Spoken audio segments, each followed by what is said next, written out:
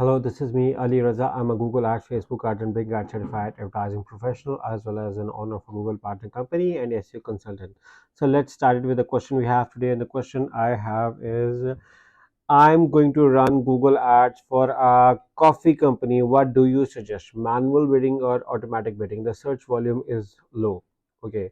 When the search volume is low, then I believe, okay, there are few things which you need to keep in mind. So for instance, if the campaign is new or old or running, but I'm assuming that because you are going to run, it means that you have not yet run.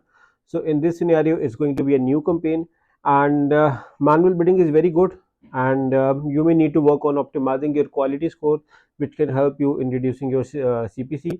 But further, we may need to understand which ad positions your ad is going to be placed on, and which ad position is actually working well for you, because I have seen scenarios where the first position does not necessarily means higher conversion rate, so you need to work around. And because you're going to run for a coffee company, I assume that you may need to run a local search campaign. So in case if you're going to run a local search campaign, uh, then even then manual bidding would be fine, but you are going to need to run Google map ads or local store ads, so that is a slightly different than Google search campaign running.